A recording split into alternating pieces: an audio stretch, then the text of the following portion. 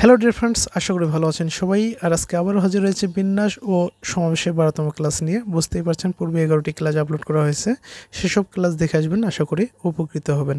পূর্বের ক্লাসগুলো নিয়ে এই ক্লাসেও বিন্যাস সম্পর্কিত গুরুত্বপূর্ণ গাণিতিক সমস্যাগুলোর সমাধান কীভাবে সহজেই নির্ণয় করা যায় সেই বিষয়েই আলোচনা করা হবে, তাই ক্লাসটি অবশ্যই শুরু থেকে শেষ পর্যন্ত দেখবেন। আর আজকে ক্লাসে যে গাণিতিক সমস্যাটির সমাধান নিয়ে আলোচনা করা হবে এটি 45তম বিসিএস প্রিলিমিনারি পরীক্ষায় এসেছিল। কি বলেছে এই গণিতের সমস্যাটিতে, যে 0, 1, 2, 3, 4 অঙ্কগুলি দ্বারা কতগুলি 5 অঙ্কের অর্থপূর্ণ সংখ্যা গঠন করা যাবে। আবার পড়ছি, 0, 1, 2, 3, 4 অঙ্কগুলি দ্বারা কতগুলি 5 অঙ্কের অর্থপূর্ণ সংখ্যা গঠন করা যাবে। তাহলে এখানে আমি প্রথমে লিখি যে অঙ্কগুলি এখানে দেওয়া রয়েছে সেগুলো হচ্ছে কি 1, 2, 3, 4। আর 5 অঙ্কের অর্থপূর্ণ সংখ্যা, প্রথমে আমি 5 অঙ্কের সংখ্যার কথাটাই বলি, যে 5 অঙ্কের সংখ্যা বলতে আমরা কি বুঝি, যে সংখ্যায় 5টি অঙ্ক থাকে তাকে কি বলা হয়, 5 অঙ্কের সংখ্যা বলা হয়। আবার বলছি, যে সংখ্যায় 5টি অঙ্ক থাকে তাকে কি 5 অঙ্কের সংখ্যা বলা হয়। আবার যদি অন্যভাবে বলি, যে এটা হচ্ছে কি একক স্থানীয় অঙ্ক, তাই না, এটা দশক স্থানীয় অঙ্ক, এটি শতক স্থানীয় অঙ্ক, এটি হাজার স্থানীয় অঙ্ক, এটি অযুত স্থানীয় অঙ্ক। যদি অন্যভাবে বলি যে অযুত স্থানীয় অঙ্ক পর্যন্ত, হ্যাঁ, যে অযুত স্থানীয় পর্যন্ত যে সংখ্যায় অঙ্ক থাকে তাকে কি বলা হবে, 5 অঙ্কের সংখ্যা বলা হবে। 5 অঙ্কের সংখ্যায় কি এই অযুত স্থানীয় ঘর পর্যন্ত অঙ্ক থাকবে 5 অঙ্কের সংখ্যায়, তাই না। এই যে এটা অযুত স্থানীয় ঘর, এই ঘর পর্যন্ত কি থাকবে, অঙ্ক থাকবে, তাহলে সেটাকে আমরা বলতে পারবো 5 অঙ্কের সংখ্যা। তো এখানে এই যে 5টি যে অঙ্ক দেওয়া রয়েছে, তাহলে এই 5টি অঙ্ক দ্বারা আমরা যদি সংখ্যা সাজাই কিভাবে সাজাতে পারবো, যেমন এখানে দেখি 4, 3, 2, 1, 0। আবার এভাবেও সাজাতে পারি কি 4, 2, 3, 1, 0। আবার কি 4, 1, 2, 3, 0 পারি, তাই না। আবার এইভাবে তো সাজাতে পারি না, 3, 4, 2, 1, 0 বা 2, 4, 3, 1, 0 পারি, তাই না। আবার যদি এইভাবে লিখি 0, 1, 2, 3, 4 বা 0, 4, 3, 2, 1 বা 0, 3, 2, 1, 4 এভাবে সাজাতে পারি। অর্থাৎ এভাবে কিন্তু কি মানে জাস্ট এই স্থানগুলো চেঞ্জ করে আমরা কিভাবে 5 অঙ্কের সংখ্যা সাজাতে পারবো। তাহলে এই যে 0, 1, 2, 3, 4 এই যে 5টি ডিজিট বা 5টি অঙ্ক, হ্যাঁ, এই যে 0, 1, 2, 3 এই 5টি অঙ্ক দ্বারা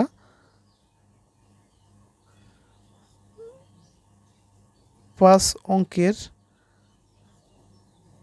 গঠিত সংখ্যা কয়টি হবে, মানে এভাবে আমরা কয়টি সংখ্যা সাজাতে পারবো, সেটা হচ্ছে কি 5 ফ্যাক্টোরিয়াল।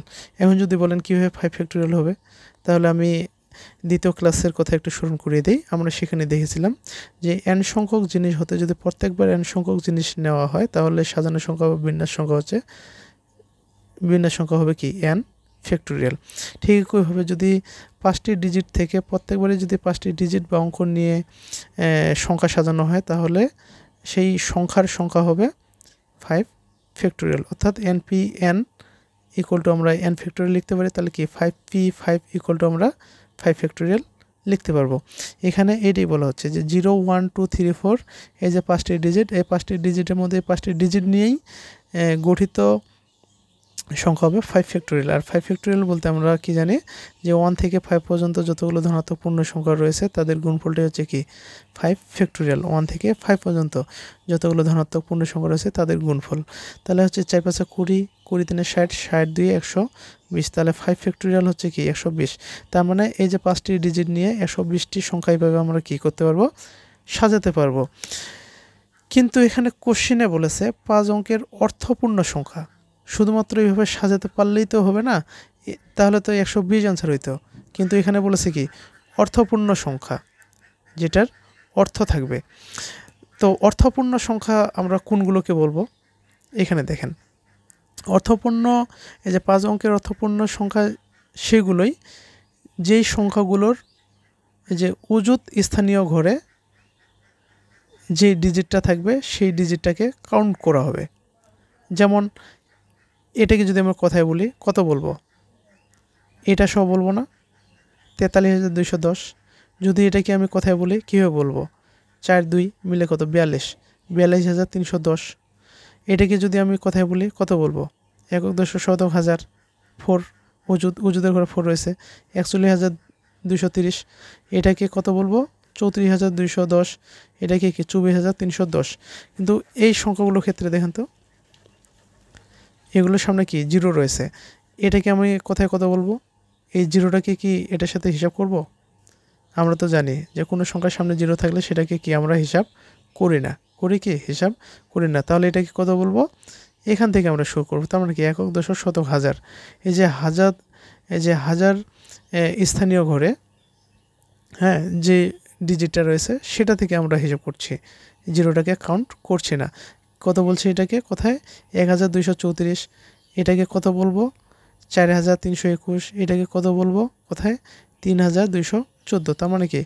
এই যে অযুত স্থানীয় ঘরে যে ডিজিট যে জিরো রয়েছে এটাকে আমরা হিসাব করছি না। তাহলে কি এগুলোকে আমরা অর্থপূর্ণ বলতে পারছি না। 5 অঙ্কের অর্থপূর্ণ সংখ্যা কি? এগুলো অর্থপূর্ণ নহে। শুধুমাত্র কি এই যে এই টাইপের সংখ্যাগুলো হচ্ছে কি? অর্থপূর্ণ। কি বুঝতে পারছেন তো? যেই সংখ্যাগুলোর অযুত স্থানীয় ঘরে যে অঙ্কটি থাকবে সেটা সহ কাউন্ট করা হয়, সেটা হবে কি? 5 অঙ্কের অর্থপূর্ণ সংখ্যা। কিন্তু এটার ক্ষেত্রে অযুত স্থানীয় ঘরে যে অঙ্কটি রয়েছে সেটাকে কাউন্ট করা হচ্ছে না। তার মানে এটাকে আমরা 5 অঙ্কের অর্থপূর্ণ সংখ্যা বলতে পারি না। তাহলে এখান থেকে আমরা আর এখানে যে আমরা বের করেছি যে এই দ্বারা 0 1 2 3 4 দ্বারা 5 অঙ্কের গঠিত সংখ্যা এখানে 120। তার মানে কি? এই 120-এর মধ্যে অর্থপূর্ণ এবং অর্থপূর্ণ নহে দুই সংখ্যাগুলোই রয়েছে। অর্থপূর্ণ এবং অর্থপূর্ণ যেগুলো নয় সেগুলোও রয়েছে 120-এর মধ্যে। তাহলে আমরা কি করব? এই যে টোটালটা থেকে যদি অর্থপূর্ণ নহে এই সংখ্যাগুলোর সংখ্যাটাকে যদি আমরা বাদ দিই তাহলে কি অর্থপূর্ণ সংখ্যাটা পাবো, তাই না? অর্থাৎ যে টোটালটা থেকে যেগুলো অর্থপূর্ণ এবং অর্থপূর্ণ নয় এই টোটাল সংখ্যাটা হচ্ছে কত? 120। এই 120 থেকে যদি আমরা অর্থপূর্ণ নয় এমন সংখ্যাটা বাদ দিই তাহলে কি অর্থপূর্ণ 5 অঙ্কের অর্থপূর্ণ সংখ্যার যে সংখ্যাটি সেটা আমরা বের করতে পারবো। এখন এখানে একটা কথা বলে রাখি, এখানে জিরো ফিক্সড, জিরো যে সামনে থাকবে সেটা ফিক্সড, শুধুমাত্র পিছনে কত থাকতেছে? তাহলে 1 2 3 4। তার মানে জিরো ফিক্সড। শুধুমাত্র কি এই চারটাকে আমরা এলোমেলো করে সাজালে যে সংখ্যাগুলো পাবো সেই সংখ্যাগুলো না, সেই সংখ্যাগুলোর সামনে কি অবশ্যই জিরো থাকবে। তার মানে জিরো ফিক্সড। এই 5টা ডিজিটের মধ্যে জিরো ফিক্সড মানে হচ্ছে কি শুধুমাত্র এই যে 4টে ডিজিট নিয়ে যতগুলো সংখ্যা বা বিন্যাস সংখ্যা নির্ণয় করতে পারবো সেগুলোর সামনে কি অবশ্যই কি করবো? প্রত্যেকটার সামনে জিরো থাকবে। কেননা এখানে জিরো ফিক্সড। তার মানে কি 1 2 3 4 বা 3 4 2 1 বা জিরো ফিক্সড, বা এখানে কি 1 3 4 2। এই যে এইভাবে তো কি জিরোকে ফিক্সড রাখলে বাকি চারটা ডিজিট নিয়ে আমি যত প্রকারে সাজাতে পারবো সেগুলোর প্রত্যেকটির সামনে কি থাকবে? জিরো থাকবে। এখন আমরা এই যে প্রথম যেগুলো অর্থপূর্ণ নহে বা যেই সংখ্যাগুলোর সামনে জিরো রয়েছে সেই সংখ্যাগুলোর সংখ্যা কয়টি সেটা আমরা নির্ণয় করব। এখানে লিখব যে প্রথম স্থান জিরো দ্বারা শুরু হয়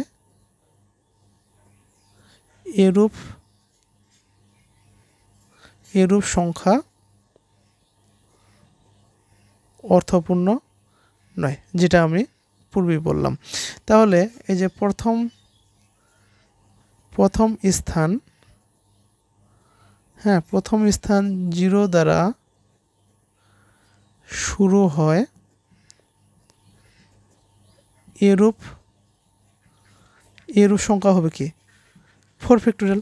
কেননা এই যে 0 দ্বারা শুরু হয়, তার মানে কি এই যে 4টা ডিজিট, এই 4টা ডিজিটকে যদি আমরা শুধুমাত্র কি সাজাই স্থান পরিবর্তন করে, আর 4টা ডিজিটকে স্থান পরিবর্তন করে কত প্রকারে সাজাতে পারবো, সেটা হচ্ছে কি 4 ফ্যাক্টোরিয়াল। ওই যে বলেছি যে 4টা ডিজিট থেকে 4টা ডিজিট নিয়েই সাজানোর সংখ্যা কি 4 ফ্যাক্টোরিয়াল। যেমন এখানে দেখেছিলাম 5টা ডিজিটের মধ্যে বা 5টা ডিজিট, হ্যাঁ 5টা ডিজিট হতে প্রত্যেকবার 5টা ডিজিট নিয়ে সাজানোর সংখ্যা কত 5 ফ্যাক্টোরিয়াল। তাহলে 4টা ডিজিট থেকে 4টা ডিজিট নিয়ে প্রত্যেকবার সাজানোর সংখ্যা কি 4 ফ্যাক্টোরিয়াল, 4 ফ্যাক্টোরিয়াল। আর এই সংখ্যাগুলোর সামনে অবশ্যই কি থাকবে 0 থাকবে।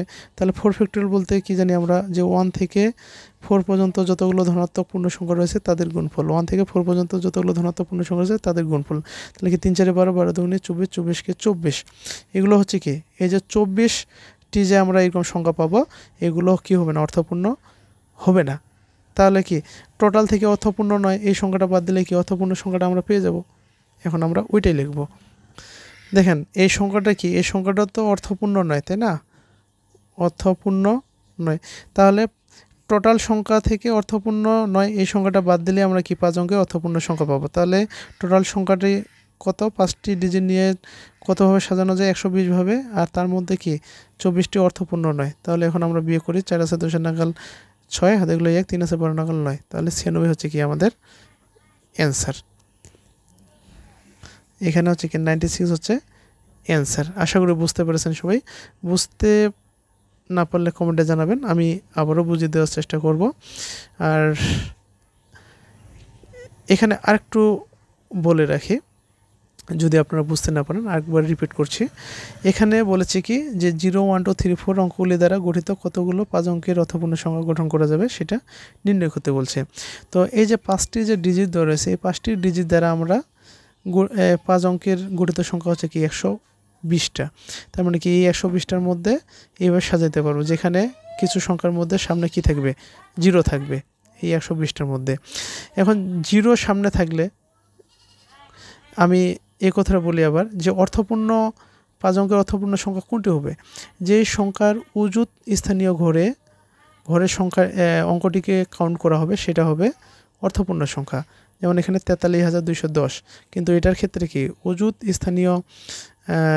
স্থানে যে অঙ্কটি রয়েছে সেটাকে কাউন্ট করা হচ্ছে না, শুধুমাত্র কি পরেরগুলোকে কাউন্ট করা হচ্ছে, যেগুলোকে আমরা কি বলতে পারি, এটা বাদ দিলে 4 অঙ্কের সংখ্যা বলতে পারি, তাই না। তাহলে যেই সংখ্যাগুলোর মধ্যে কি অজুত স্থানীয় যে অঙ্কটি সেটাকে হিসাব করা হবে না, সেগুলো কি হবে, সেগুলো অর্থপূর্ণ হবে না। তো এখানে প্রথম স্থান 0 দ্বারা শুরু হয় এরূপ সংখ্যা কি অর্থপূর্ণ নয়। এখন প্রথম স্থান 0 দ্বারা শুরু হয় এরূপ সংখ্যা কত 4 ফ্যাক্টোরিয়াল। যেহেতু কি এখানে যে 5টি যে ডিজিট রয়েছে 0 1 2 3 4 যে এগুলো দেওয়া রয়েছে, এগুলোর মধ্যে 0 সামনে থাকলে কি শুধুমাত্র এই 4টা স্থান পরিবর্তন করবে। তাহলে এই 4টা স্থান পরিবর্তন কতভাবে করতে পারে, সেটা হচ্ছে কি এই 4টার মধ্যে প্রত্যেকবার 4টা নিয়ে সাজানোর সংখ্যা যেটা, সেটাই হবে কি সেই সংখ্যাটি হবে এই 5 অঙ্কের যে 5টি যে অঙ্ক রয়েছে সেগুলোর সামনে যে 0 বসে সেই সংখ্যাটি। আর যেগুলো কি হবে না, যেগুলো অর্থপূর্ণ হবে না। তাহলে প্রথম স্থানে 0 দ্বারা শুরু হয় এরূপ সংখ্যা হবে কি 4 ফ্যাক্টোরিয়াল। যেহেতু 0 সামনে থাকবে তার মানে কি এই 4টা শুধুমাত্র স্থান পরিবর্তন করে, আর 4টা অঙ্ক নিয়ে সাজানোর সংখ্যা হচ্ছে কি 4 ফ্যাক্টোরিয়াল। ঠিক আছে, তাহলে যে প্রথম স্থান 0 দ্বারা শুরু হয় এরূপ সংখ্যা হবে কি 24। এটা কি যেটা অর্থপূর্ণ নয়। তাহলে টোটালটা থেকে অর্থপূর্ণ নয় এই সংখ্যাটা বাদ দিলে কি 5 অঙ্কের অর্থপূর্ণ সংখ্যা আমরা পেয়ে যাব। এখানে 5 অঙ্কের অর্থপূর্ণ সংখ্যা পেলাম কত 96। উত্তর হচ্ছে ক। আশা করি বুঝতে পেরেছেন, বুঝতে না পারলে কমেন্টে জানাবেন, আবারও বুঝিয়ে দেওয়ার চেষ্টা করব। আর আমার এই ভিডিওগুলো যদি আপনাদের ভালো লেগে থাকে অবশ্যই ফেসবুক থেকে বিবিএম একাডেমি ফেসবুক থেকে বিবিএম একাডেমি ফেসবুক পেজটি ফলো করে রাখবেন এবং ইউটিউবে বিবিএম একাডেমি ইউটিউব চ্যানেলটি সাবস্ক্রাইব করে দেবেন, লাইক কমেন্ট শেয়ার করবেন। ধন্যবাদ সবাইকে, ভালো থাকবেন, আবার দেখা হবে নতুন ক্লাসে। ততক্ষণে ভালো থাকবেন সবাই, ধন্যবাদ সবাইকে।